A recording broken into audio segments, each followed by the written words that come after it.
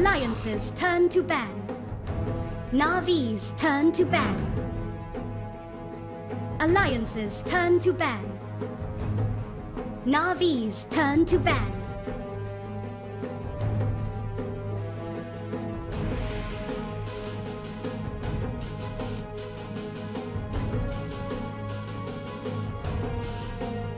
Seconds remaining. 5 seconds remaining.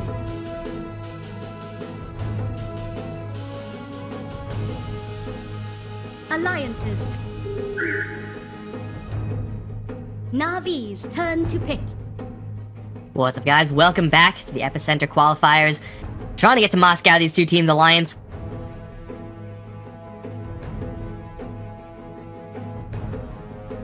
Seconds remaining.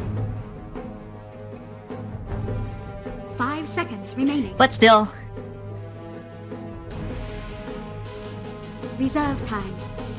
Taking my advice to heart, they are 1-0 up above Alliance, and we have the same pick ban side thing as last game, so you know, all's right in the world. Gonna have a game 1 rematch, perhaps? It looks a little bit like it. Io, still the pick here for Alliance.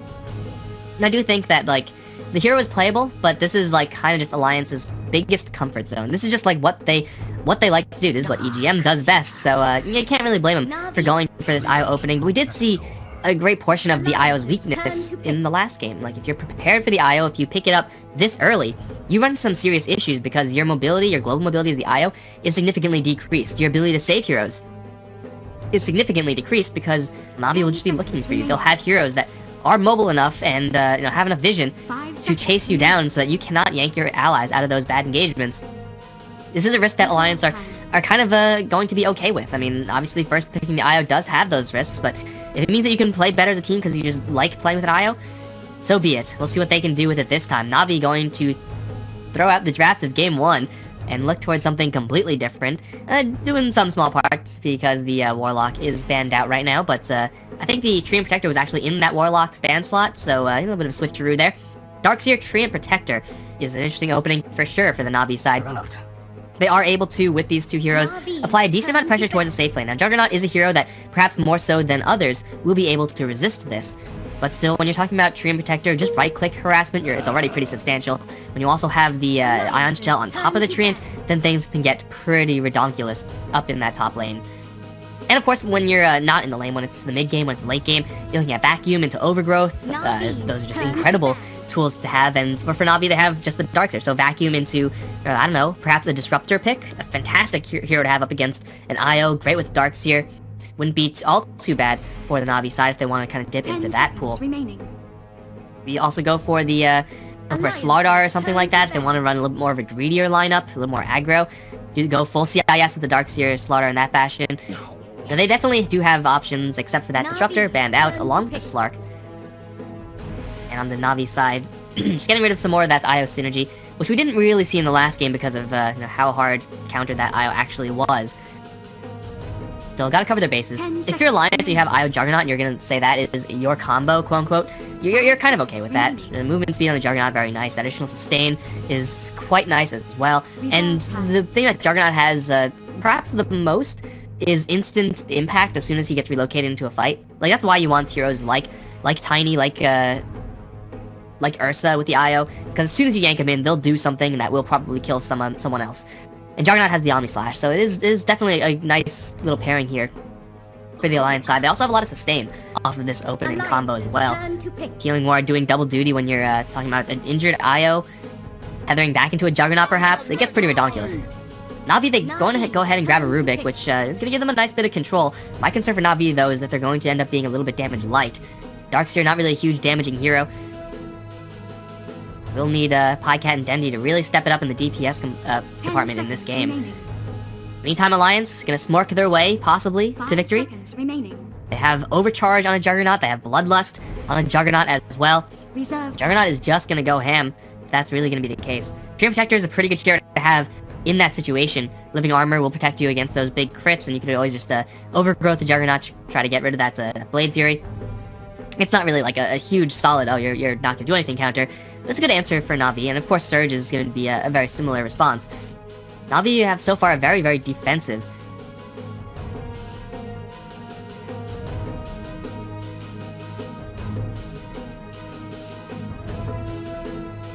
for Navi, they would want to have someone who's made Lina. at safe lane, just try to get some Iron Shell value. Right now, it's going to be Lina. As far as mid lane heroes that have damage, I would say Lina probably close to the top, if not at the top. Lina, OD, probably TA, mix that in as well, which is something that Alliance can definitely pick up now. Now, Iron Shell is really good up against that TA in the kind of mid lane, mid-game stage. But TA with Bloodlust and Overcharge up against the Lina matchup, I think that's a pretty clean one for the Alliance to get. And the best thing is that you know that the TA versus Lina matchup is going to be a TA and Ogre Magi versus Lina. Because Lina is not really going to get all that much help from Rubik and Treant Protector. The telekinesis setup for an LSA is not nothing. But it kind of pales in comparison to what Alliance can do if they decide to go for the Templar Assassin at this. I do still think that this is kind of a necessity for the Navi side. You know that Rubik and Treant Protector, they, again, aren't going to be really roaming around in the lanes. That means your mid lane hero has to be self-sufficient. In this situation, you really don't want to be sacking Dendi, because, again, if you miss your mid lane hero, then you're just going to run out of damage. You just don't have any follow-up. I really like this response from Alliance. Batrider with extra movement speed, dual lane Batrider IO is not bad. But also, they have now a really good hero, along with the Ogre Magi, to deal with that Treant Protector. Fire, good against grass, as I'm sure you guys all know. But they also know that for Navi, their damage is really going to be heavily loaded up into just one or two heroes.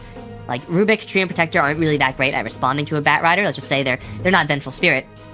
And Darkseer as well doesn't really have that much game up against the Bat, so if you're Batrider, you know that there's very, very easy targets to go for, and those targets are easy to go for and will have a very large impact should you pick them up with the lasso.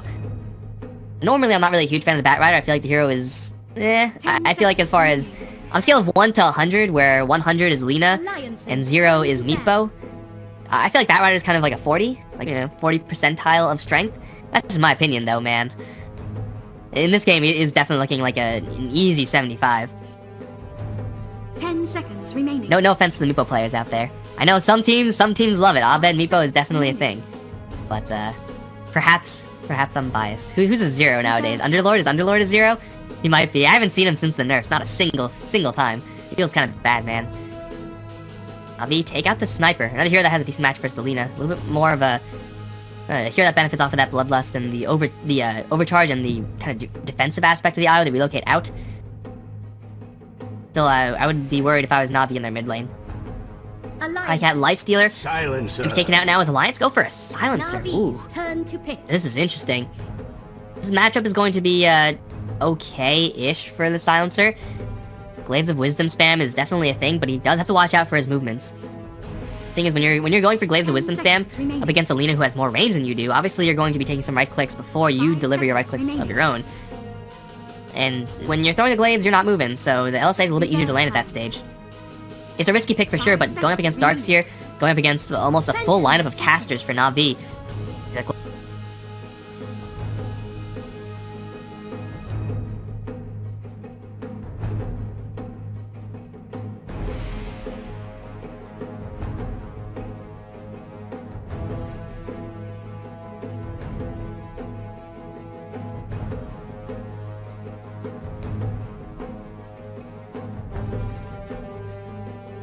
Navi side, they're gonna go for Phantom Assassin as their last pick. A lot of deeps. They needed someone to do the damage.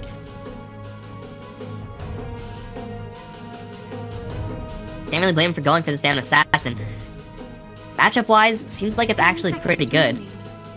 Maybe a tough time up against the Batrider slightly, but the Blur is gonna be an all-star up against Silencer and Juggernaut both. And again, it's a very similar situation to the last game, where Phantom Assassin is, well, it was up against a Terrorblade in that case. It's up against just pure right clickers. Juggernaut, we'll be happy to get an MKB. Silencer, definitely a little bit less so. But I do like the last pick from Navi, although I do feel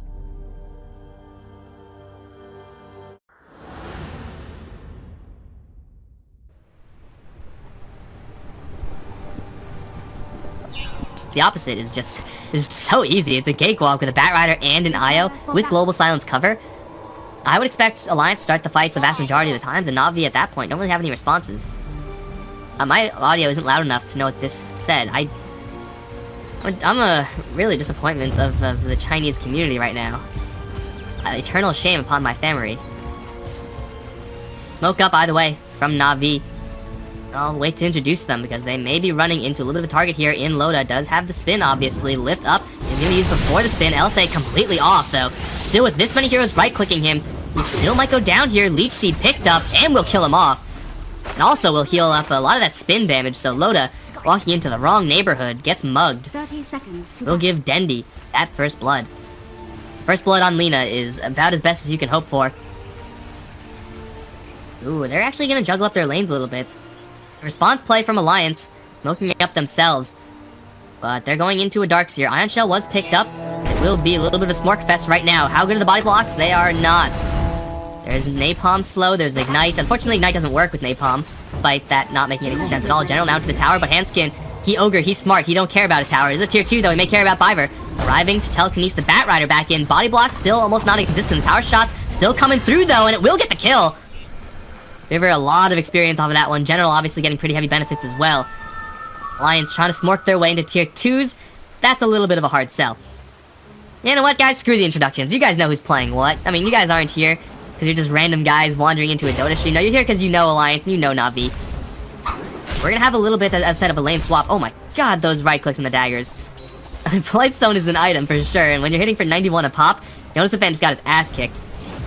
Over in mid lane Limp. Victim of one of many, perhaps, combos. Telekinesis into LSA. It's only level 1 Lina, so LSA is whatever, not gonna do all that much. But, deciding to put Pycat and Suniko up towards the top lane. Perhaps expecting a Juggernaut lane. Each trying to dodge the Juggernaut, who's currently on the bottom lane. Suniko gonna get Leech Seed onto Jonas, will give a lot of much-needed juice towards Pycat. He's gonna use his stick, and Viver's going to arrive. Telekinesis stunning everybody. Jonas and EGM getting their asses whooped right now by right clicks, and Pycat will get in far enough away to salve up. Yonosafan, oh, another Napalm turnaround. That was a big mistake. He could have just ran out, but I think he turned around for Napalm or got misclicked and hit with the pathing. Either way, Handskin now. Jump by Pycat, Leech Seed, and lift up. Io doesn't really have anything to help Handskin with. The right clicks, not enough. Level 2 Rubik, unfortunately not there for him. Only working with that Telekinesis, and Telekinesis Rubik is pretty pathetic, honestly. 49 base damage with a small stun, but Pycat not done yet. And EGM, he got abandoned by his friendly Ogre, who, by the way, is still being chased down by Suniko, get punched in the face, and now EGM needs the sickest... Okay, never mind, he's dead. Navi are smorking Alliance harder than Alliance are smorking Navi. And this Tree and Protector is doing so goddamn much, it's kind of insane. Like, you always hear, like, oh, you know, Tree and Protector, he has big right clicks, he's able to harass the enemies away. But he never really does this much damage. Because usually there's just not this much fighting. But man, Suniko is finding those opportunities. He doesn't even have boots yet. He has no movement speed advantage. He just has... Okay, now he has boots. He has the Orb of Venom only. And he's still able to land those right clicks. Insane. Now let's take a quick look at this boring lane over towards bottom. Loda's gonna get some decent farm. General should be getting perfectly fine farm as well. No one should be dying on this bottom lane unless someone makes a big mistake. Surge, Trunks, play through every single time, but Jonosafan, once again, getting hit with some pretty heavy right clicks. Pycat, 8 stacks of Napalm, gets out of the Bat Rider's damage, and now the Treant is on the run, running through the fire and the flames. He'll carry on, punch Bat Rider once, Orb of Venom, gets the Leech Seed. That should guarantee the kill. Punch him in the face. Suniko probably will die. No, maybe not. He has living armor. He has a TP out. Orbs to the face. Oh, he teleports away. What a baller. Holy crap, Suniko has been playing out of his mind in this series. By the way, people are dying over in mid lane. Dendi aggroed Limp a little bit too much, and he'll get to the shrine, he'll be fine. Pycat, the aggressive tri-lane Phantom Assassin with their Rubik and Tree.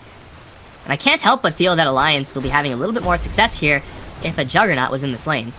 Obviously, you still take all those right clicks, but you're able to put out so much more guaranteed damage as opposed to the Bat Rider, who saw all those stacks of Napalm on Pycat do a little bit, but ultimately, if he's not standing in that fire, not doing any damage now, are you? They're still trying to battle in this lane. No reason for Navi to dissolve this lane. They're finding so much success here. Nico is going in for round 2, along with the lift up from Biver with the Leech Seed and the jump in from Pycat. Jonosafan, dead before the Io can even arrive with that tether. Hanskin as well, not looking too hot with the right clicks. They'll take him down. Somebody call the police, because I'm pretty sure what's happening up towards top lane is not legal. At least not where I live. That was not an LSA that Dendi was looking for. That curse is actually going to be doing a lot of damage to him.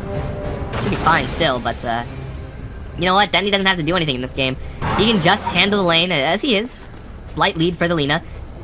General's having a pretty nice time against Loda as well. No winning state here for the Darkseer, but a perfectly fine one. He's gonna go into the jungle and he'll be fine in that regard. This top lane is being absolutely dumpstered by Navi. Not even close. At least Batrider now level 3. It's a pretty fast jungle, and this is very frequently what we see from Batriders who go towards the off lane. Jungle. Try to scrape together level 3, go into the jungle, and then pop back into lane when they're like level 6 or something like that. They get pretty good clear times. The concern right now for Alliance isn't really going to be that Batrider, even though he is 0-4-0, 5-6 minutes in the game. It's kind of depressing. The fact that, now what the hell did the Io and the Ogre do? Ogre's gonna try to apply some pressure over in general, but it's only a level 2 Ogre Magi. He doesn't really have much to contribute in killing off a Darkseer, because he's so tanky. Io can stack, I guess, but there's no one... over in mid lane. Silencer lifted up into an LSA. Leech Seed is there as well. Sneeko and Beaver, they're going all over the place. Collecting heads, taking names, thinking about diving tier 1s. Probably a little bit too deep for Sneeko this time. These supports are going to be kind of in an awkward position, where they don't really have access to their safe lane. When was the last time you guys saw a safe lane that was shut down this hard? So much so that nobody at all is comfortable going in. Now usually, if a carry is having a bad time in a safe lane, whatever, he'll go to the jungle, he'll go to the off lane, they'll find some way to switch it up, and then like a ranged support is gonna be like hiding or something like that and just absorbing experience. That's not standard, but it's what happens. This is never what happens. You never ever see a safe lane completely abandoned like this. General, whoa, totally didn't miss that, guys. Is going to dodge the danger, but oh, EGM, don't tase me, bro. Got zapped in the jungle by Viver. These movements from these supports are insane. Oh, notice the fan. I think I'll go back to the lane. It seems safe now. And he's dead. Assassination? 11 versus 0. God, is there some sort of mercy rule in effect now? There should be in Dota. I mean, it's a 4K lead off of an 11 kill advantage, which is, perhaps not, like, that bad. It's not something that you can't recover from. But it's still 7 minutes in the game. There's still nobody getting farm up on top. The Juggernaut at least is still getting farm, so Loda is gonna be pretty happy. But this is becoming more and more a Juggernaut game. He has all the steroids, and he has all the backups, so yeah, he is in a pretty good position matchup-wise, with Hand of Might especially. They have an Omni Slash and a spin. General, though, gonna try to run away. He's gonna be cut off by the Batrider. No lasso there, and General's gonna get ahead of Yonasan fan. 4 heroes in bottom for Alliance to do a whole lot of nothing, and now Navi are setting their trap. The TP coming in from Sneeko. He's level 5 right now, he's still invis. Although his trees are kind of being destroyed right now, they still want to defend their structures. General, what's his vacuum looking like? Level 1? Level 3 Ion Shell will not really do enough. Loda takes a crit, never lucky. Will back off successfully. Navi don't really get all that much, but again, they don't really need to get all that much. It is, the burden of this game is all on Alliance. They have to make those plays. Along those lines, well, Io's only level 3. If they had a little bit more experience on Io, I'm not really sure how he would get it, given how safe lane went. But if he did, relocate with the Juggernaut, trying to leverage Omni Slash as much as you can. That's how you come back into this game, by getting those quick assassination type pickoffs. Get the Silencer involved in those kills as well, start stealing some intelligence, be able to grab some. The Darkseer, he may experience some really significant mana troubles later on. Of course, the Phantom Assassin, be dumb. If you're able to take out her intelligence, then yeah, things get unhappy for her really, really quickly.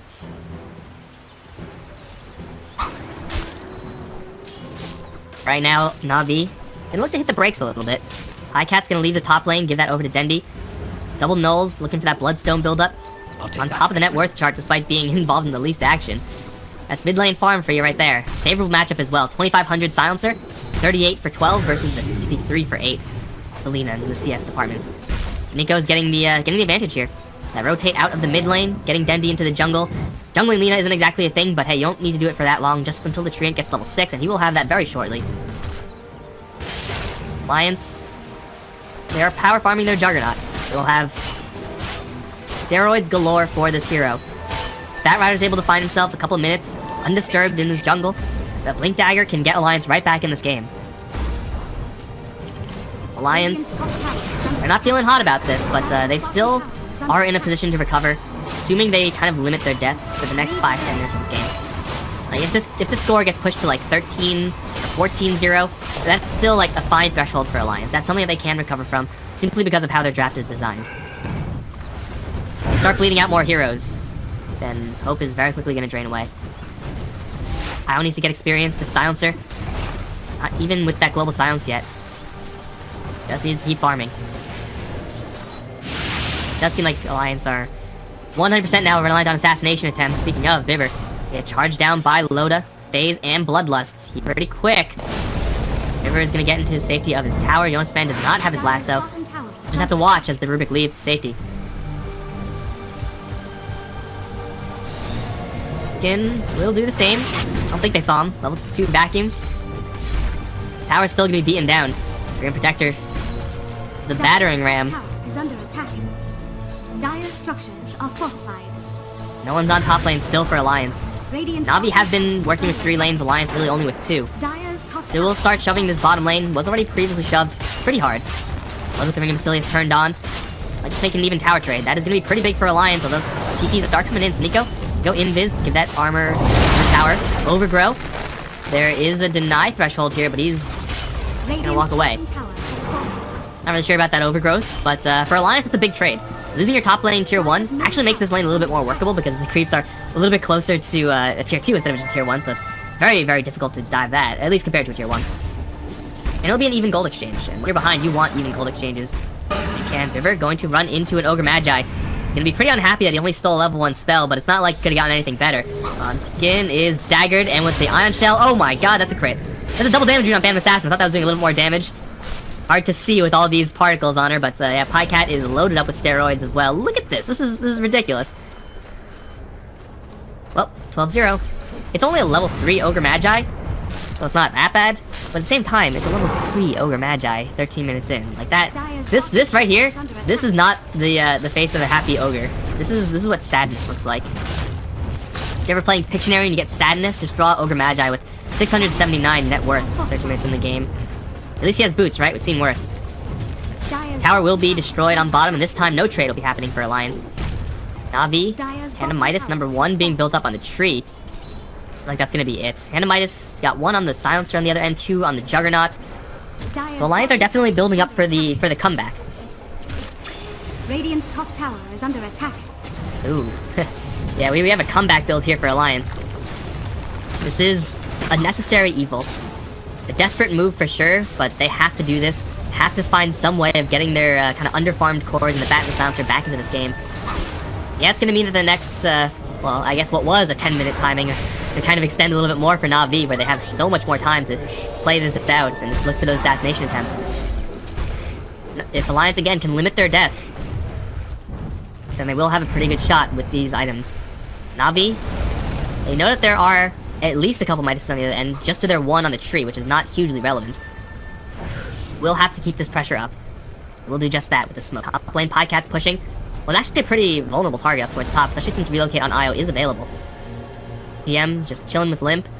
Just looking to keep this Silencer safe. I think they just caught a glimpse of him. This Observer Ward, but Alliance know that something's up. They see only Pycat up towards top lane. And now they see Dendi. Jig is up. Tower is not long for this world. Alliance starting with the split push. At least as best they can considering the circumstances. Juggernaut's still on top of that worth chart. Very impressed by how Loda's just able to dodge most of these really bad engagements. Keep himself farming. But oh, Io. Lifted up. This time he has no Glimmer Cape. And with the Laguna Blade, not sure if the Io deserved that, but you know, he's super dead. Tower and a kill. Pushing that lead to 6k. Are they looking for Roche now? Is the Desolator up? Almost up. Needs that courier to get back. Navi can definitely look to do that. Just a little bit. This is not looking like a great game for Alliance, seeing as though the net worth experience making no real moves in their favor. But it's not really increasing in Navi's favor as much as you would really expect. They don't really have the most snowbally of lineups. Darkseer does have a mechanism. He is very tanky, he's a very high level. But Darkseer, unlike a Sand King or a Centaur or a Clockwork, isn't really going to just be constantly laying it into you. This should make my life easier. He supports the same thing for Navi. On the other end, if it was Navi with the Ogre Magi, they had a Vengeful Spirit or a CM, then things would be really bad. But Rubik and Tree are still kind of more so on the passive side, the kind of defensive side of the support roster. They still have, you know, a little bit of hope here for Alliance. Fight the score. That hope will start to disappear as Navi pick up more objectives for free. Loda, with all the steroids in the world, start tearing into the structure. General's gonna TP in. He has a mechanism. I think he could tank through an Omni Slash. Vacuum is gonna do a whole lot of nothing. Will eventually hold his tower. This is just buying some time. Bat Rider is gonna make the ping out. Hey guys, they're at Roshan. He is very, very correct. There's an overgrowth they have to worry about, but a Dream Protector is... they're worrying about an illusion first, kind of kicking JoNasFan's ass to those lucky crits. PieCat will grab that double life, and now JoNasFan is going to arrive. PieCat is gonna get some of the overgrowth, gets a big crit on the dagger, and gets a free kill, though he's still silenced. He's most likely gonna lose his first life. Spin now onto Sneeko, not quite gonna kill him just yet. PieCat's gonna get another jump out, another big crit on EGM before he goes down. Omnislash will get Loda a double, but Dendi now arrives with the Laguna Blade, making it even 2 for 2. And Loda hit with the dagger. That's not where you want to be, my friend. There's no one to back him up here. At least not to bail him out in so far as an IO. He will spin, but there's no spin TPs. And I'm pretty sure Navi know about that, just looking at the mana pool of Loda. Sick jukes! No, okay. Well, you know what? He tried. He's gonna get picked off as well. Everyone else from Alliance will back off. Darkseer mechanism? What Darkseer? You don't need a Darkseer in this fight. Man, PieCat was rolling lucky there. Getting crits when he's, like, guaranteed to die. But gets a crit with his last dying breath. Not an irrelevant amount of damage coming from this Phantom Assassin. Now, that was Alliance to also pick off the Aegis, but I'm not really sure if that's going to affect Navi that much. Dendi has a Shadow Blade, I think, coming out to him. That's a full completed Shadow Blade. He's looking to step up to his assassination role as well. PA and Lina both looking to fill that assassination role. Tower is super dead despite Navi not having an Aegis to really make this push a super safe one. They now have General. That's their Aegis right there with the mechanism. So far, it's been relatively quiet in this game, this Darkseer. But when he does start to play the game, he'll have most likely level 4 Vacuum with Blink Dagger. And that's not something that Alliance really want to deal with right now. Sneeko, speaking of, is going to be running into a lot of heroes. And will be dropped. Global Silence as well. This is going to slow down Dendi's reinforcements. They're looking for EGM, has the Laguna Blade. Gonna run in with the Invis, EGM. Gonna try to pull away, but Dagger's coming in with the LSA and the big Lightning Bolt. They're looking also for Loda. They take out his healing. General's gonna try to get in there as well with the Surge. Hey, Alliance, they get themselves on the board 17-3. Still losing an IO for a Treant Protector. Well worth it for Alliance, as long as they don't also lose Loda. That will be bad. Big crit! It says, screw you, Blade Fury. Coup de grace is better. Hanskin is gonna get dove in the base. What level is he right now? Level 5 Ogre? It's just not fair versus level 14 PA. That's gonna be another one for Navi. Looking for more. Dendi's not gonna stop. Can't stop, won't stop. Sees JoNasFan with no Blink Dagger. And that looks to me like a free kill for Dendi. JoNasFan gets the Flame Break. Nothing coming out of that one. 20-3. My lord. I mean, last game, Navi had some pretty good matchups. Pretty nice from Navi, but this game is one that Alliance I'm sure will probably like to reset from as soon as possible. You don't want the game like this sticking in your mind for too long. Oh, Limp.